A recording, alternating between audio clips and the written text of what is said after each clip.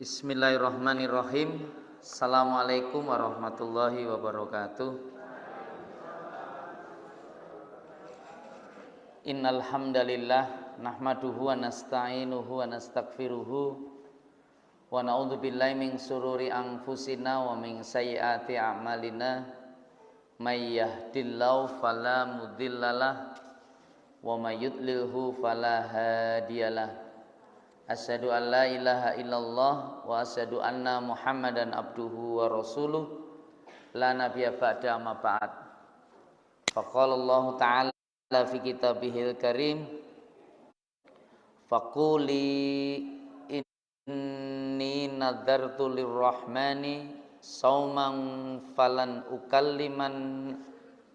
ukallimal yauma insiya. Qala nabiyuna Muhammad sallallahu alaihi wasallam fi hadisil qudsi qala Allah azza wa jalla kullu amal ibni adam lahu illa siyamu fa innahu li wa ana adzibi. Shadaqallah wa shadaqa Muhammad sallallahu alaihi wasallam. Alhamdulillah, Bapak Ibu yang dimuliakan Allah, di pagi yang cerah insya Allah juga sangat ceria karena Allah Ta'ala sama-sama memudahkan jalan kita menuju tempat mulia ini dalam rangka untuk bisa mendapatkan kemuliaan melalui ilmu-ilmu yang bermanfaat. Dan kita bersyukur oleh Allah, ini pagi dan waktu yang sangat luar biasa karena sesungguhnya kita dipertemukan kembali oleh Allah di satu bulan yang teramat istimewa di sisinya. Dan atas mereka yang bisa melaksanakan, bisa melakukan dan menyambut kemuliaan yang Allah Ta'ala berikan melalui kedatangan tamu yang dielu-elukan, tamu yang sesungguhnya sedemikian agung dan luar biasa ini, maka dia akan mendapatkan sesuatu yang sangat besar dalam hidupnya, tak hanya di dunia tetapi juga sampai di negeri akhirat. Inilah Ramadan, salah satu bulan yang Allah Ta'ala hadirkan atas orang beriman, yang sesungguhnya Ramadan sebagai satu nama bulan itu sudah Allah Ta'ala sudah orang Jazirah Arab, orang Arab Jazirah Arab itu sebelum Rasulullah dapat wahyu Al-Quran bicara tentang Ramadan, itu sudah ada Ramadan itu. Jadi orang Arab itu memang kehidupan waktunya itu memberikan nama-nama bulan yang mereka miliki itu dengan keadaan budaya, keadaan sosial, kemasyarakatan, dan juga berkaitan dengan iklim dan suasana alam.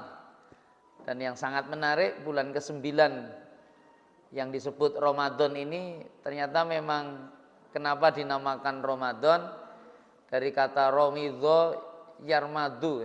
Ini yang menarik adalah maknanya sebenarnya adalah sesuatu yang sangat panas, sesuatu yang membakar. Nah ini karena memang bulan ke-9 yang ada di Jazirah Arab Ramadan ini itu adalah bulan yang sedemikian sangat panas cuaca yang ada dan terjadi di Jazirah Arab. Jadi inilah makanya Ramadan menjadi nama bulan itu sudah ada sebelum Rasulullah Muhammad sallallahu alaihi wasallam tidak sekedar mendapatkan wahyu tetapi juga kelahirannya. Nah yang sangat menarik ternyata Ramadan ini dipilih oleh Allah menjadi satu waktu yang sangat monumental, peristiwa yang sangat besar, menjadikan waktu satu bulan ini teramat sangat istimewa karena sesungguhnya kita mendapat konfirmasi yang sangat tegas dan jelas itu dalam kitab suci Al-Quran. Imam An-Nawawi rahimakumullah dalam kitab Riyadhus Shalihin bahkan mengajukan dan menampilkan 3 ayat ini menjadi ayat yang harus Anda kaji dan Anda renungkan dengan sangat dalam saat ketika kita melaksanakan puasa di bulan Ramadan. Apa Ustadz?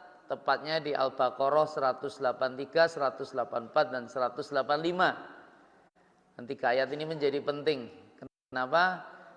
Yang di 183 kalimatnya adalah ya ayyuhalladzina amanu kutiba alaikumus siyamu kama kutiba alal ladzina min qablikum la'allakum tattaqun.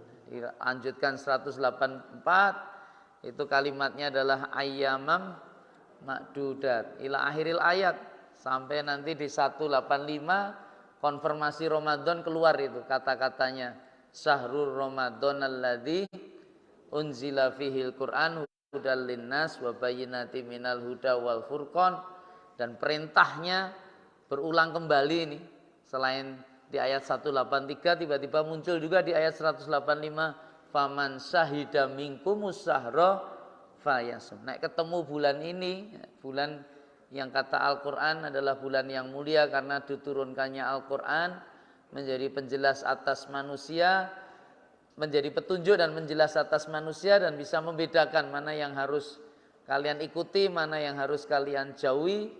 Dan ini yang disebut Al-Furqan, membeda antara yang hak dan batil. Dan maka barang siapa yang bertemu dan menyaksikan bulan ini diminta untuk berpuasa. Nah ini yang menjadi menarik adalah syariat puasanya itu. Kenapa Ustadz? Ini ternyata syariat puasa itu bagian dari arkanul Islam. Ini rukun Islam yang 5. Dan syariat puasa wajibnya itu pada bulan Ramadan. Nah ini wajib Ramadan. Makanya kenapa Ramadan menjadi teramat istimewa? Ini suasananya menjadi luar biasa karena syariah puasa itu. Nah, apa yang dinamakan puasa itu? Itu menerjemahkan kalau dalam bahasa Al-Quran asyamu. Jadi kalau dalam bahasa Arab kata asyamu itu dari, ini tasrifnya ya, kalau dalam kaidah bahasa Arab dari kata soma, yasumu, sauman, wasiyaman. Nah, jadi sauman dan siyaman itu sama. As-saumu dan asyamu itu identik. Nah, yang bedakan apa? Dari kata soma yasumu ini. Soma itu artinya apa tahu Ustaz? Soma artinya apa? Hah? Menahan. Ini kalau dari sisi bahasa itu maknanya pesannya menahan tidak berbuat dan tidak berkata. Itu sauman. Seperti nanti dibuka Quran surat Maryam ayat 26. Di mana ada seorang hamba Allah yang sangat istimewa. Bunda Maryam itu kan sangat istimewa. Wanita yang juga sangat luar biasa karena dianugerahi nikmat yang sangat besar dari sisi Allah. Nikmatnya apa Ustadz? Nikmatnya adalah diberikan kehamilan tanpa suami, tanpa laki-laki. Nyenengke napa mboten Ibu? Hah? Nyenengke napa mboten? Hah?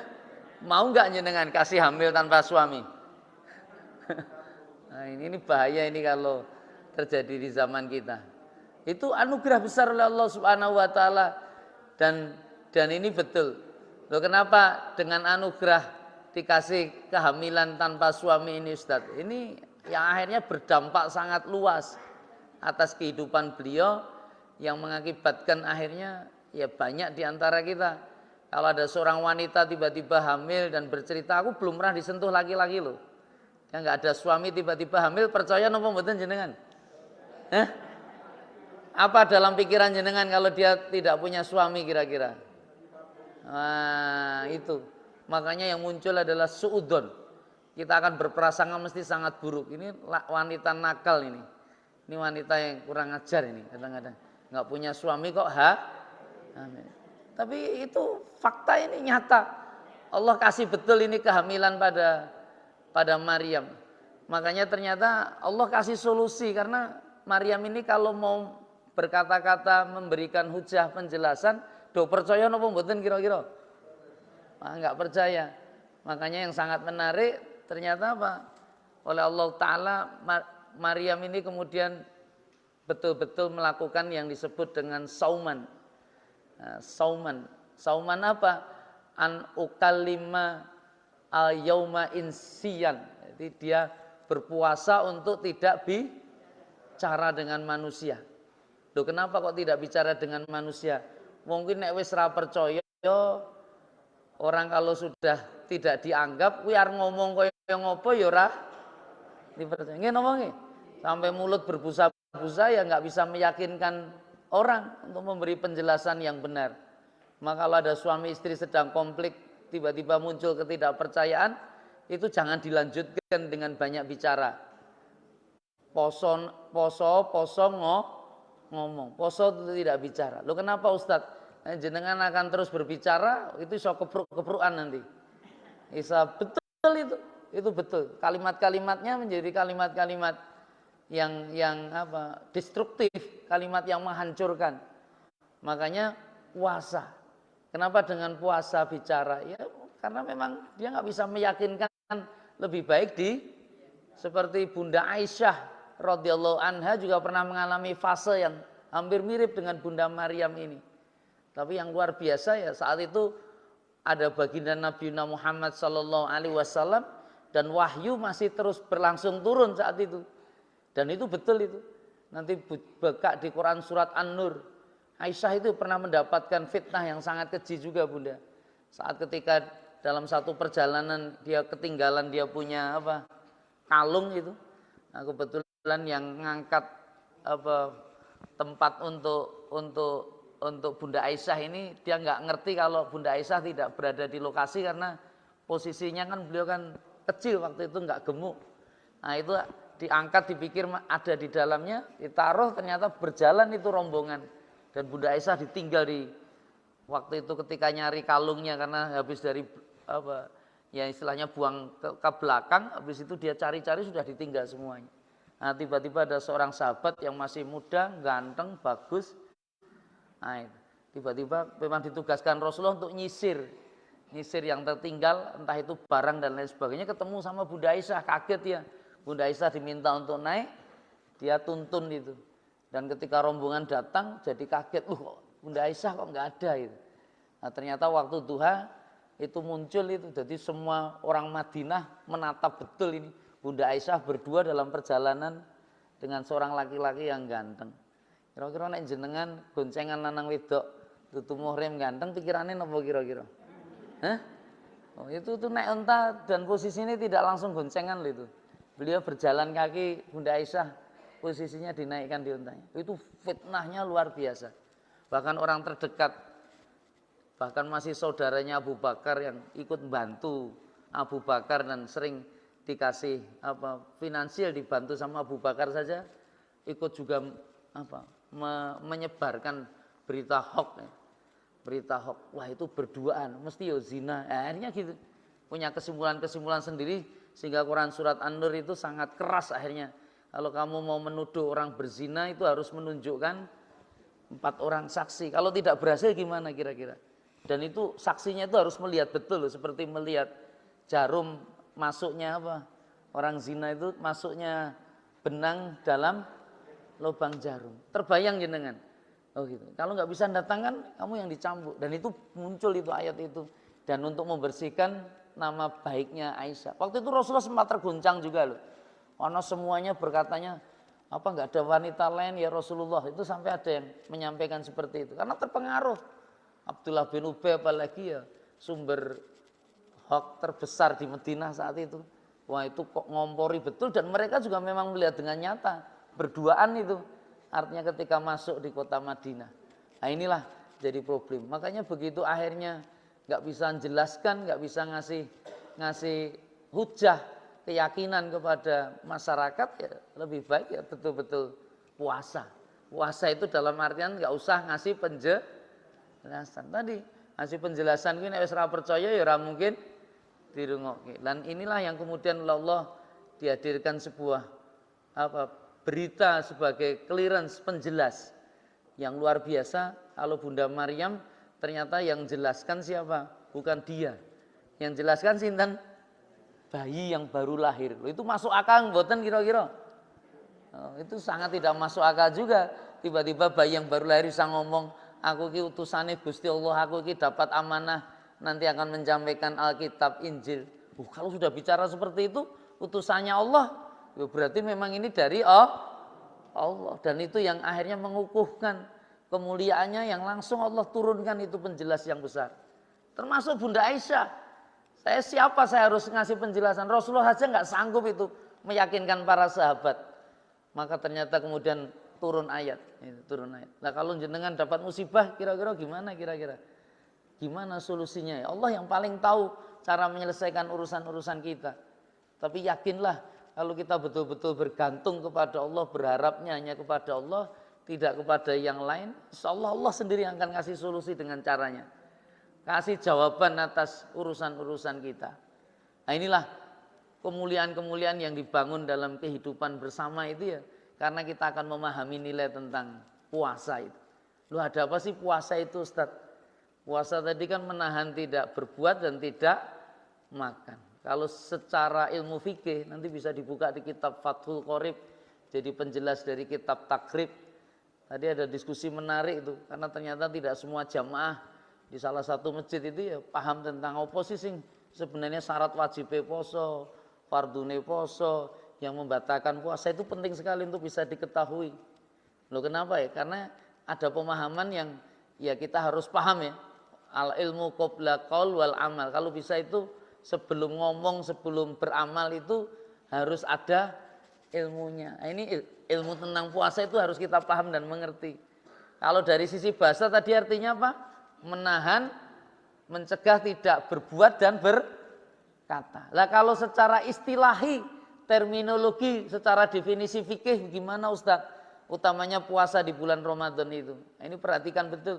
Yang dinamakan puasa dimaknai sebagai syariah di bulan Ramadan, puasa yang wajib kita laksanakan di bulan Ramadan.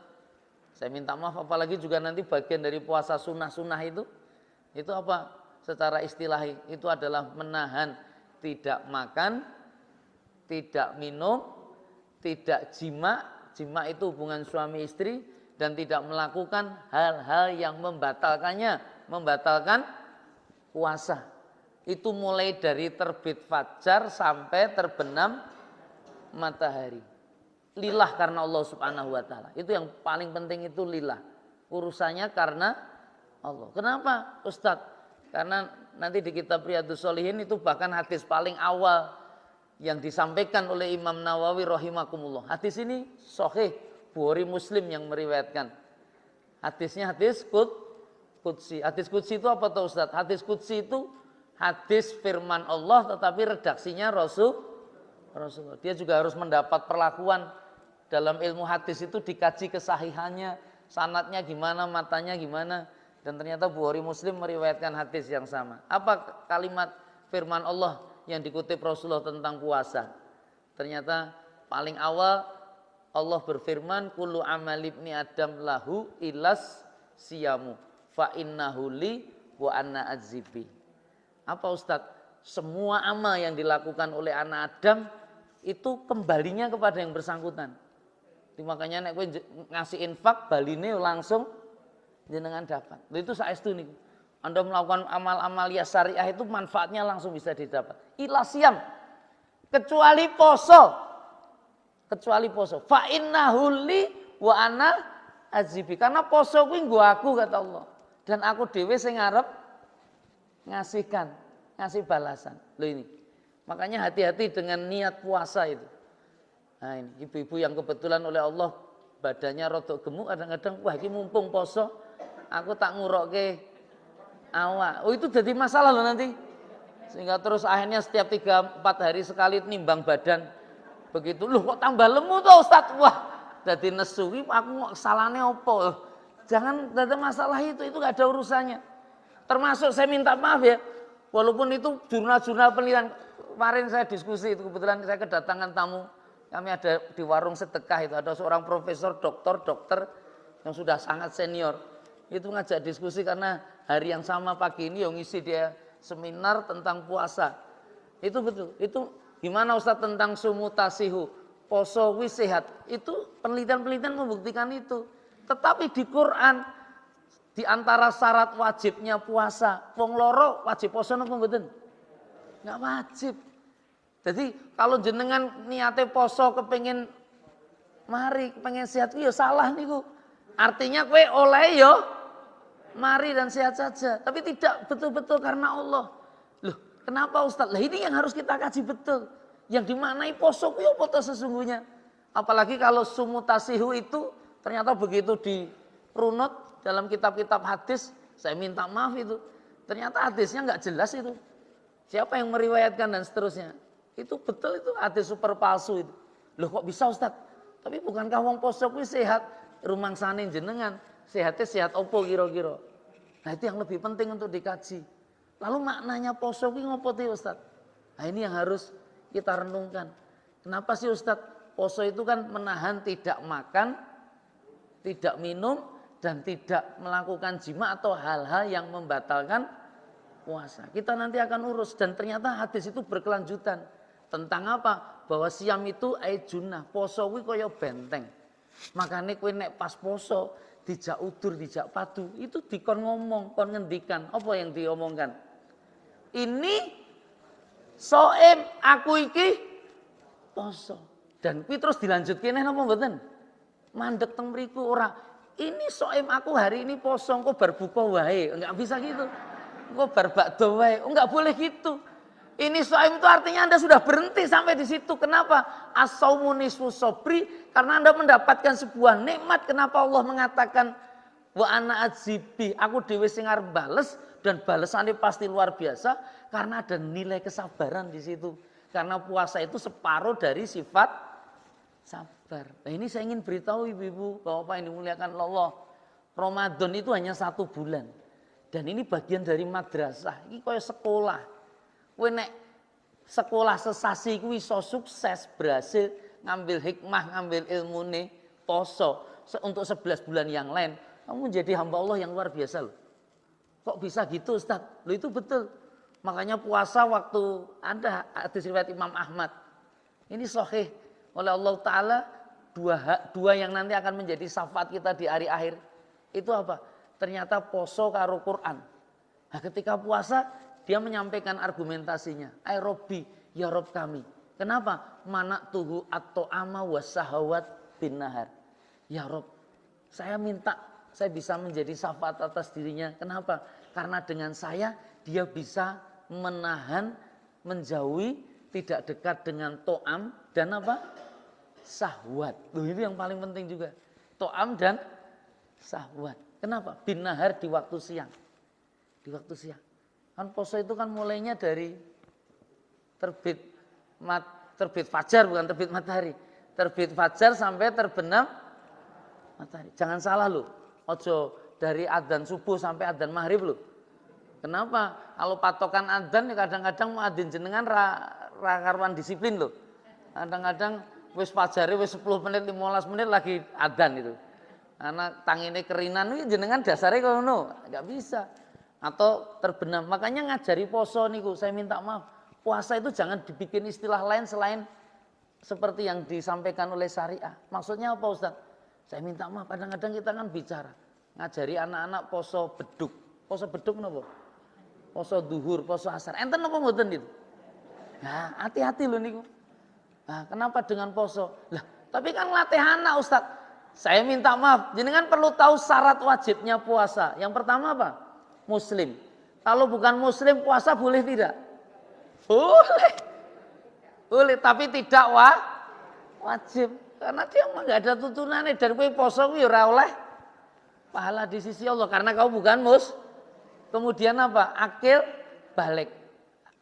Balik dulu. Balik itu artinya usianya sudah balik kan gitu.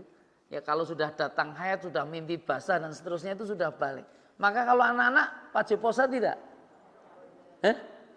Nah, makanya jangan ajari poso beduk. Lah nek arep ngajari bangunkan sahur ya bangunkan sahur. Dilatih nek kowe kuat poso nganti tekan maghrib. Nek ra kuat jam 10 aja dipeksa engko 2 jam kas enggak boleh itu.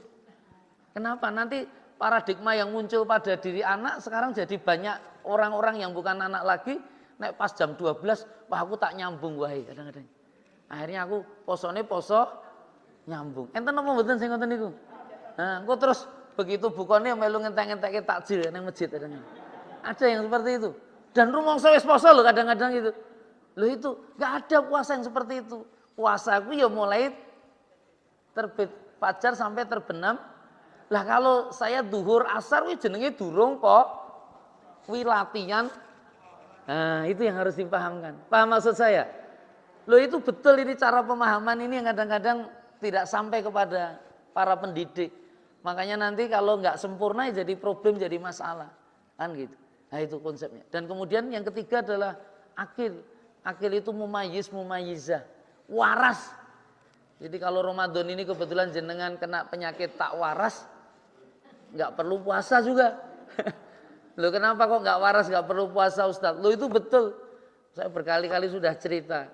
Saya 9 tahun ini oleh Allah ngerintis dan alhamdulillah sekarang juga sudah berkembang baik. Itu ada satu tempat di Mojosongo namanya Gria PMI Peduli.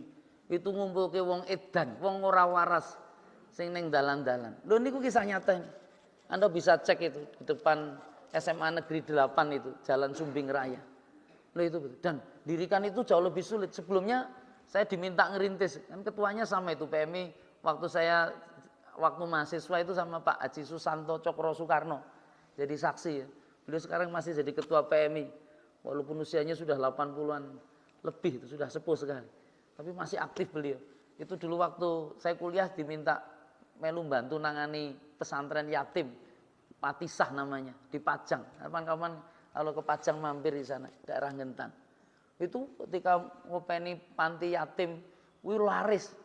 Bantuannya ukeh, karena wong kepengen ulang tahun ya ngumpulnya cah yatim. Ini begitu nggawe wong panti wong edan.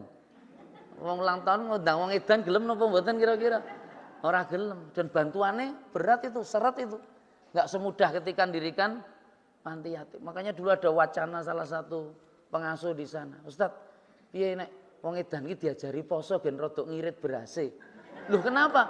Karena memang wong edan itu ternyata beras boros sekali, utamanya urusan makan. Kenapa Ustadz? Makane wong edan niku kuatah ibu-ibu. Makanya hati-hati sing makame kathah-kathah niku. Loh niku kathah. Loh kenapa? Karena itu bagian dari cara memakan. Itu saya sudah berulang kali menyampaikan. Kenapa wong edan itu makannya kathah? Karena enggak pernah dikunyah. Atau andekan ngunyah itu paling 1-2 kali. Sedangkan sinyal kenyang itu bukan dari bahasa perut sing penuh, bukan. Tapi dari aktivitas mengunyah. Makanya nek jenengan makan kacang 1 dikunyah ping 33 cepet wareg napa mboten kira-kira? Segera menghentikan ora sak lodong nganti entek. Loh itu gitu. Kita ngemil enggak berhenti itu karena jarang ngunyah itu kita. Atau ngunyahnya tidak sempurna. Sedangkan sinyal kenyang yang muncul di otak itu dari aktivitas kerja. Dan memang nikmatnya makanan itu ketika dikunyah. Ketika dikunyah. Kalau sudah masuk ke tenggorokan wis angel dibedakake. Melbu apa neh wis metu, nyene ora iso bedakake iki. Nek mau mam apa duren apa mampuhung ora nek iso. Nah, itu fakta ini nyata. Nah itu. Makanya kemudian ngasih usulan. Ustadz, nek wong edan iki dijak poso pripun? Loh maksudnya gimana? Jenengan tanya saya selaku ustadz atau bidang fundraising golek dana? Ya dua-duanya ustadz. Wah nek sebagai ustadz itu tidak direkomendasikan karena syarat wajib wong poso kuwi wong waras. Wong edan kuwi ora wajib. Ning nek untuk urusan ngirit dana iso dilatih aku ya melu seneng gitu. Nanti dilatih. Nih nek iso tekokno karo sing ahli, dokter, ahli jiwa dan seterusnya. Boleh enggak kira-kira wong edan kuwi poso? Karena mesti ana hikmahe ketika syariah ini tidak memperbolehkan orang gila untuk puasa. Dan ternyata kan rutin itu. Setiap Jumat itu kita kedatangan tamu itu ahli jiwa dari Muwardi, kebetulan pendidikan spesialis jiwa di UNS. Itu rutin memang ditugaskan di tempat kita dalam rangka untuk bisa membantu ngasih konsultasi tentang urusan-urusan kejiwaan. Dan ternyata ketemu kesimpulannya, Ustadz, wah ternyata enggak boleh itu. Kenapa? Wong edan luwe saja enggak boleh. Saya minta maaf. Kenapa kok enggak boleh luwe wong edan? Ngamuk aja, wong ngertos jenengan. Ngamuk ternyata wong edan tuh. Makanya wong edan ngamuk-ngamuk, kuwi lagi luwe kuwi. Makanya nek wong edan kuwi mbok kei maem terus. Itu tenang dia, tenang, enggak sederhana loh orang bisa ngasih. Tapi kadang-kadang orang gila itu malah radika imam, itu jadi masalah. Makanya dia bisa makan apa saja itu. Bisa makan apa saja. Itu tidak hanya sampah-sampah bahan BAB-nya sendiri bisa dimakan itu. Itu betul itu orang gila itu sampai gitu. Karena dia nggak merasakan. Ini pernah ngerasakan BAB tereng? Oh nggak pernah toh. Orang gila pernah itu. Lah kok bisa ya? Karena nggak dikunyah, nggak dirasakan. Oh, alah udah makan. Loh itu betul. Ini bedone bubur karo BAB lah. Kadang-kadang. Loh ini nyata loh Pak. Jadi makanya nek jenengan duwe kanca kok ngamuk-ngamuk mang tekoki wis sarapan apa durung kira-kira. Loh kadang-kadang perutnya kosong dalam posisi marah-marah dia. Nah, tapi saya nggak ingin sampaikan loh. Kalau orang mukmin tadi dia muslim, kemudian dia balik, dia juga normal, waras, dan yang keempat ini syarat wajibnya apa? Mampu Jadi nek wong loro wajib napa mboten? Bahkan musafir yang merasa berat saja boleh. Bahkan orang yang hamil dengan janin yang terancam itu ditamsilkan podo seperti wong loro. Dan itu bisa diganti di hari yang lain atau membayar fidyah. Loh itu ketentuan agama yang sangat indah. Makanya dia harus mampu. Makanya wallah, saya bersumpah atas nama Allah. Wong kuwi nek niat tenan poso, saya minta maaf itu. Dan posisi dia memenuhi syarat wajibnya tadi. Itu walaupun poso kuwi menderita.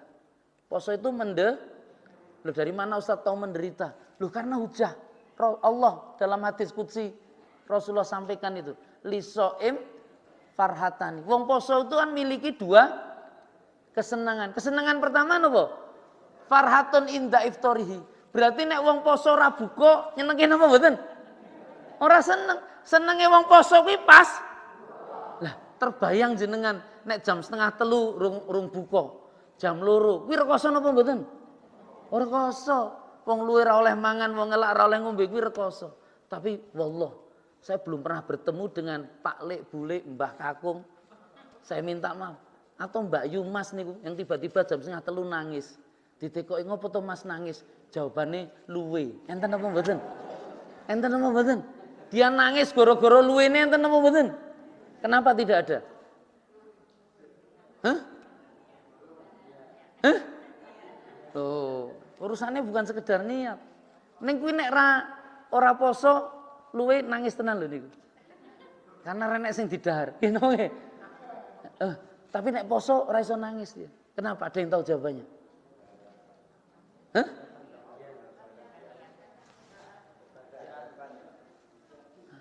Saya mohon maaf, saya ingin kasih jawabannya.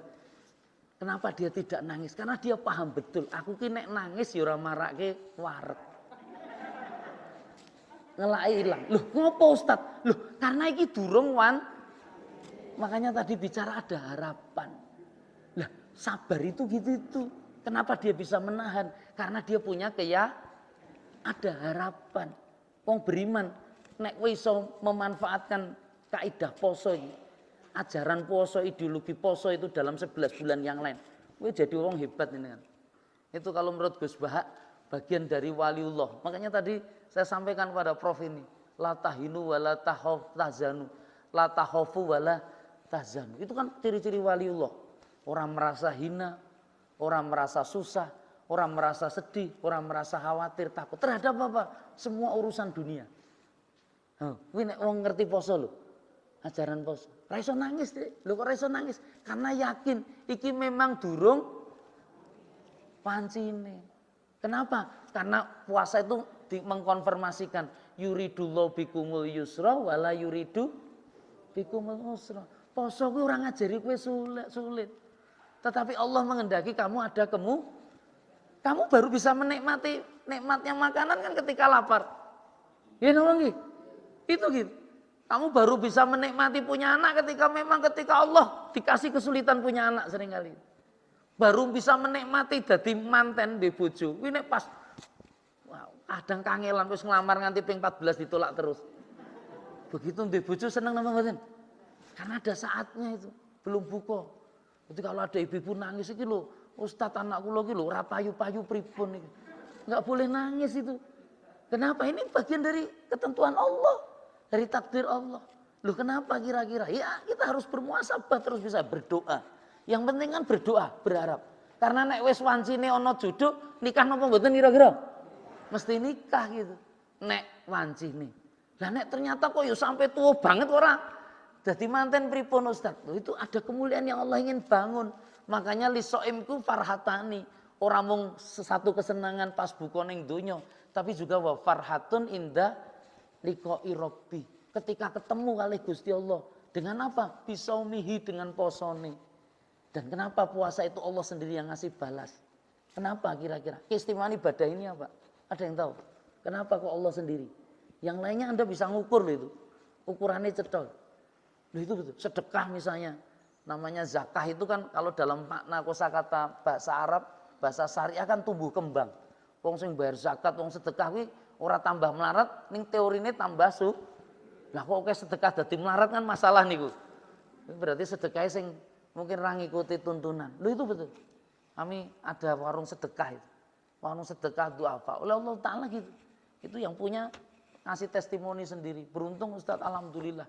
Itu betul. Itu kita melayani hampir 1.500 orang setiap hari. Ini untuk iftar alhamdulillah sampai 800 orang juga. Ternyata sing durung tertampung nang masjid ki kuatah ternyata. Dan tidak semuanya muslim juga. Ada yang kayak paksa untuk sholat maghrib tetapi sing ra sholat yo tengak-tengok tok. Sampai koncone, "Kowe iki melu poso, kula poso ning aku mang durung sholat." Kadang-kadang loh, mekaten lho. Urusan poso kuwi kadang-kadang syariahnya menarik. Lah kowe Islam kok durung sholat niku? Kowe kok hari ketiga tak sholat. Itu saya paksa sebelum saya kasih makan, dikasih makan itu mereka dikasih snack dulu buka puasa, kasih kurma, kasih kroket, kasih kacang hijau, kasih macam-macam. Habis itu dia langsung sholat. Habis sholat baru kasih makanan besar. Itu dipaksa kita untuk sholat. Insya Allah ben semuanya sahdu, ben semuanya tenang, bisa nikmati ketenangan. Itu betul oleh Allah. Dan itu salah satu donatur yang awal yang sangat mendukung kita itu ngakoni, Ustadz betul Ustadz. Oleh Allah saya diberkahi, keuntungan saya jadi berlipat. Alhamdulillah Ustadz, bahkan saya selama adakan warung sedekah 6 bulan ini saya enggak 7 bulan ini, bulan ke-7 menginjak ke-8. Oleh Allah saya bisa beli kapal tanker 2. Kadang-kadang terbayang jenengan. Kapal tanker, karena dia memang kan transportasi distribusi solar itu kemana-mana, ke Cina, ke Jepang itu minta konsultasi sama saya, minta doanya Ustadz, nek cocok jodoh ya bisa dibeli, jodoh dibeli. Nah, akhirnya jodohnya karo Cina ternyata, karena tankernya lebih murah dengan konsep kualifikasi kualitas itu betul. Dia bisa beli 2 lagi tambah karena distribusinya semakin banyak, semakin besar, semakin dipercaya. Lu itu betul. Lah nek poso keuntungan jenengan apa kira-kira? Nek kowe loro malah ora oleh poso lho, nek malah iso rekoso lho kadang-kadang. Apa keuntungannya dengan? Itu kan menarik, hanya Allah yang tahu. Kenapa hanya Allah yang tahu? Karena fa innahu li, poso kuwi nek niate karo aku itu iso meningkatkan karakter, kualitas diri Anda menjadi orang yang sangat sabar. Ya, tadi ngisi pengajian, kebetulan yang hadir salah satunya seorang kiai yang punya pondok pesantren cukup besar itu, Az-Zaidiyah. Gus Ahmad, Kiai Ahmad namanya. Itu betul. Saya bilang sama beliau, betul ini, dengan memang praktekkan. Kalau Anda bisa mendidik anak-anak kita, anak didik kita diajari poso. Wah luar biasa ini. Luar biasa. Wah keluarga-keluarga yang tenang, sakinah, mawaddah itu karakter anak-anaknya ya ahli poso. Ya Ustadz kepinginnya poso nih bapak anak-anak nek dijak poso angel. Wah niku urusannya kan itu enggak sederhana loh. Orang bisa puasa. Karena orang puasa itu sabar. Nek pas Ramadan ki do nyenengke napa mboten? Terus jenengan.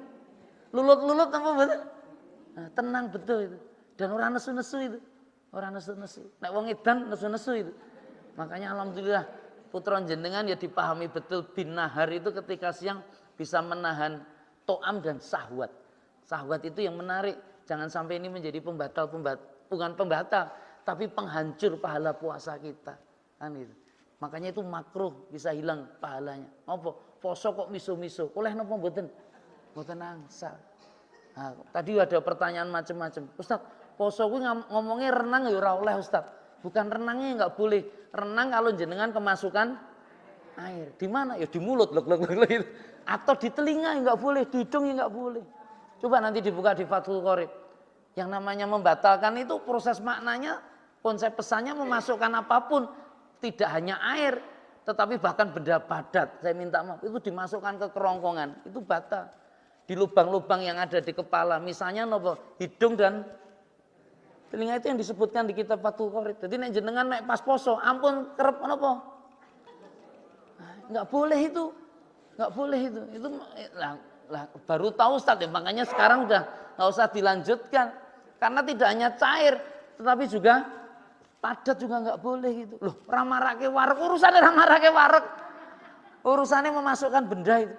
Dengan dua di dubur itu dan itu juga nggak boleh kan itu. Itu hal-hal yang seperti ini yang kadang-kadang harus kita ketahui itu. Nah, ini hal-hal yang mudah-mudahan bisa kita pahami bersama. Mungkin ada pertanyaan? Kalau flu kan keluar ya.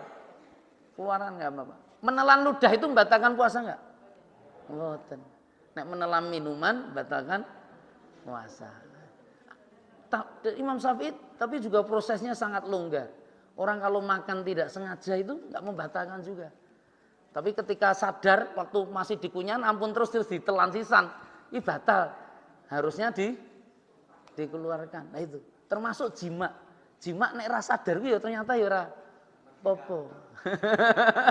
Jima hubungan suami istri. Kemarin ada yang bayar kafarot, titip ke warung sedekah. Kalau menghitung ke Ustaz, saya buka di Lajismu Jawa Tengah. Di Lajismu Jawa Tengah itu konsep orang ngasih makan orang miskin kalau urusan jima itu kan pertama kalau Rasulullah kan membebaskan budak. Budak itu begitu tak hitung gram-gramane ketemune mes 114 yuto. Mampu napa mboten bayar sakmoten. Waktu ini kok rego budak rata-rata sakmoten. Itu betul. Terus yang kedua, ternyata kon poso rong sasi. Poso sedina telung dina wis batal. Seneng karo bojone kan kaboten. Akhirnya dia memutuskan, Ustaz saya mau memberi makan orang miskin 60 orang. Lah hitungannya pinten Ustaz? Di Lazismu itu ada hitungannya. Konsepsi memberi makan itu sekali kalau Jawa Tengah 15.000. Itu minimal. Tapi nek apike yo 15 ping telu karena makannya sedina ping telu. Ah itu 45. Jadi 45 ping swidak. Dadine ketemu pinten mes 900 mes sak yuto. Digenepi dhek sak yuto. Turane nggo sedekah Ustaz. Ya berkah. Kadang-kadang nilainya gitu. Nah, nanti kita berikan kepada orang-orang miskin untuk kasih makan. Itu saestu nih. Kadang hal-hal seperti ini tidak kita pahami, tidak kita mengerti. Tapi hati-hati menjaga puasa kita. Apalagi? Tafadhol, silakan Bapak. Nggih. Tepat pada masalah yang saya hadapi pagi hari ini. Masya Allah. Kami kan sukanya itu bikin konten di status. Nggih. Kebetulan kami agak seneng dalam politik. Nah, yang kemarin saya potret itu Natali itu loh yang partainya PSI itu. Nggih. Itu kan Kristen, itu kan Cina, pakai kerudung. Dia anti identitas. Nah, itu saya buat status itu Ustaz. Ya, setelah saya lihat status tulisannya tadi WA sama temen, Mas ini Pak Ustaz ora kene kan nggih ngendika kuwi termasuk rofas.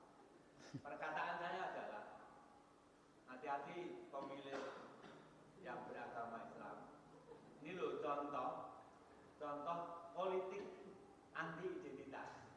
Tapi politik itu sing gosok saya gitu terus saya ini diberani semacam. Padahal sudah rata itu. Nah, maka saya katakan tadi, pokoknya orang eling tidak dosa kan itu tadi. Nggih. Nah, maka agak tentram hati saya. Kalau tidak eling, Iya. dosanya kan Dimaafkan, ya. Iya betul. Betul itu. Tapi saya juga ingin ingatkan, perang Badar itu terjadi waktu Ramadan. Itu peperangan. Tapi memang itu dideklarasikan lah. Kalau sekarang kan belum proses kampanye Bapak. Jadi jenengan ajeng kampanye nggak ngerti siapa tahu Natali nanti terus jadi masuk Islam, jadi bila presiden Muslim dan lain sebagainya. Kita kan nggak ngerti. Ada konsep-konsep nilai itu. Tapi ya konsep amar ma'ruf tetap memang harus berjalan. Tetapi dengan bahasa yang ma'ruf, dengan bahasa yang baik. Karena ngajari kebaikan itu nggak sederhana. Karena begitu ada kata-kata yang tadi buruk, rofas dan lain sebagainya itu rasanya memang mboten nyenengke. Mboten nyeneng. Kudune kan ndongake. Muga-muga oleh Allah kasih hidayah, itu kan muga kesadaran. Oleh Allah taala mudah-mudahan jilbabe istiqomah kadang-kadang kan jauh lebih baik daripada hal-hal yang seperti itu. Tapi ya berkah. Dan ampunan, betul Ramadan itu bulan makfirah. Ini kebesaran pertama yang luar biasa dari kenapa disebut syahrul siyam, itu syahrul makfirah, karena memang man soma ramadhana imanan wahtisaban ghufira lahu ma taqaddama min dambi. Makanya Aisyah radhiyallahu anha pernah dinasihati sama Rasulullah. Kowe nek pas Ramadan malam-malemmu isinen kanthi wirid kanthi zikir. Apa? Allahumma innaka afuwun tuhibbul afwa fa'fu anni. Itu utamanya malah malam-malam Lailatul Qadar itu. Loh, kenapa dengan kalimat itu? Ada afuwun. Afuwun itu permohonan minta maaf. Ya Allah, engkau ini afuwun, maha pengampun. Tuhibbul afwa, sangat mencintai pengampunan. Fa'fu anni, maka ampuni diri kami. Ampuni betul diri kami. Makanya itulah Ramadan itu begitu tuntas selesai, bukan hanya Idul Fitri baline sarapan, tetapi bali betul ke fitrah. Kowe kaya bayi yang baru tanpa dosa. Nyenengin apa mboten kira-kira? Saya mau tanya ini yang hadir di tempat mulia ini, ada di antara jenengan yang enggak punya dosa? Coba angkat tangan. Oh, berarti wajah-wajah pendosa, Pak. Jadi enggak usah khawatir, banyak koncone, Pak. Nah, dan alhamdulillah ketemu Ramadan. Begitu Ramadan kemuliaannya tinggi besar dan luar biasa. Makanya keampunan Allah, maka rugi besar kata Rasulullah. Rohima anfuk. Itu betul. Cilaka betul dalam hadis riwayat Imam Ahmad itu. Wong kok mlebu bulan Ramadan enggak dapat ampunan Allah. Itu makanya kan Ramadan itu kan membakar, yang dibakar apa Ustaz? Godak-gadek ulama kan asyam, dosa. Ketika ngomong siam itu langsung ketemu dosa. Oh, betul itu. Wong poso kuwi kudune kelingan dosa. Nah, itu. Makanya kan dia tahan semuanya untuk tidak banyak berbuat dosa. Memaafkan, mengampuni, itu karakter-karakternya jadi luar biasa itu. Makanya hal ini yang insya Allah akan menjadi semakin kuat kehidupan kita dalam kemuliaan. Semakin tahan menghadapi cercaan orang-orang yang mencerca, menghina dan seterusnya. Jadi gitu Bapak, betul itu. Jadi kalau sudah ternyata diingatkan sama teman, terima kasih. Langsung dirusak postingipun. Nah, kadang-kadang nilai-nilainya diganti, didongake, mudah-mudahan Bu Natalia oleh hidayah nganggo kudung terus-menerus. Kan dia berbuat baik, kita yang nggak ngerti. Tiba-tiba kok aku ya Ramadan kepingin kudungan. Sapa ngerti dengan kudungan diloke, jenengan ayu. Wah, akhirnya saya kudungan terus. Tapi kowe urung Islam lho. Wah, hari masuk Islam. Oh, itu kan bisa terjadi. Nggih napa nggih kira-kira? Itu syariah Islam itu bisa melalui jalan apapun, apa saja. Itu kemuliaan nanti Allah akan tunjukkan. Makanya kita doakan politik itu ora bosok, sing bosok wonge. Kan itu. Sing bosok wonge. Itu politik itu indah sebenarnya. Karena Kanjeng Nabi ku ahli politik juga. Tapi politik yang mempengaruhi orang dalam kebenaran dan kebaikan. Itu karena yang diajarkan wa ma arsalnaka illa rahmatan, ya, yang dibagi itu kasih sayang. Setuju napa mboten? Nah, saya minta maaf ini, saya harus akhiri. Ada pertanyaan berikutnya dan tidak boleh karena saya minta maaf ini karena kebetulan saya ada acara yang lain ini karena Ramadan tadi saya datangnya lebih awal, tapi ya berkah oleh Allah. Minta maaf ya, nanti kapan-kapan kita ketemu lagi. Ini sudah diteleponi berkali-kali kok ora teko. Nah, terima kasih. Demikian dari saya, mudah-mudahan ada berkahnya, ada manfaatnya. Mari kita tutup majelis dengan doa mudah-mudahan oleh Allah Ta'ala kita diterima. Rabbana taqabbal minna sholatana wa siyamana wa ruku'ana wa sujudana wa qu'udana wa tadarru'ana wa takhassu'ana wa ta'budana wa tamim taksirona ya Allah ya Rabbal alamin. Subhana rabbika rabbil izzati amma yasifun wa salamun alal mursalin walhamdulillahi rabbil alamin. Amin amin ya Rabbal alamin.